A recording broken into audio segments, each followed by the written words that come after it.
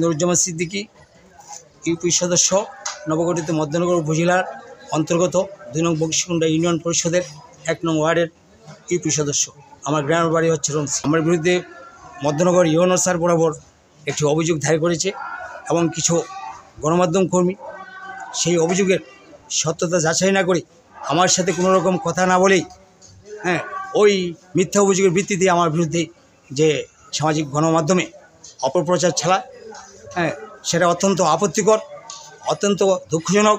এবং আমি তাৎক্ষণিকভাবে আমার ফেসবুক আইডির মাধ্যমে আমি সেই মিথ্যা সংবাদ এবং মিথ্যা অভিযোগের তীব্র নিন্দা ও প্রতিবাদ জানিয়েছি।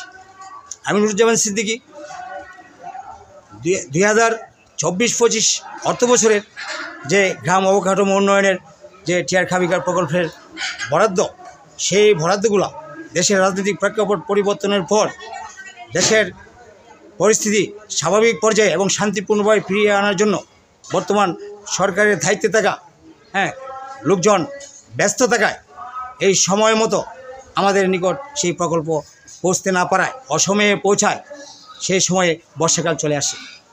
বর্ষার পানির জন্য আমি রমসি গুরুস্থানের দেওয়াল প্রোটেকশনের, ওয়াল প্রোটেকশনের কাজ করতে পারিনি। আমার মধ্যনগর উপজেলার প্রকল্প বাস্তবায়ন মহোদয়ের সাথে সমন্বয় করে আমি এই প্রকল্পের অর্ধেক টাকা উত্তোলন করি, বর্ষার সিজনেই সরঞ্জামাদি এনে রাখতে পারি। পরবর্তীতে শুকনা সিজনে আমি এই প্রকল্পের কাজ বাস্তবায়ন করব, প্রকল্পের কাজ সম্পন্ন করব, এই বলে আমি আমার এই অর্ধেক টাকা আমি উত্তোলন করি। এমত অবস্থায় আমার রমসি গ্রামের আমার রাজনৈতিক প্রতিপক্ষ প্রতিহিংসামূলক কারণে তারা আমার রাজনৈতিক ক্যারিয়ার নষ্ট করার উদ্দেশ্যেই আমার বিরুদ্ধে ষড়যন্ত্রমূলক একটি মিথ্যা অভিযোগ দায়ের করে প্রকল্পের 2 লক্ষ টাকাই উত্তোলন করে আমি আত্মসাৎ করেছি। মূলত আমার প্রকল্পই হচ্ছে 2 লক্ষ টাকা। আমি অর্ধেক টাকা উত্তোলন করে সরঞ্জাম কেনার জন্য প্রস্তুতি নিচ্ছি, আর বাকি অর্ধেক টাকা কাজ সম্পন্নের পরে উত্তোলন করব।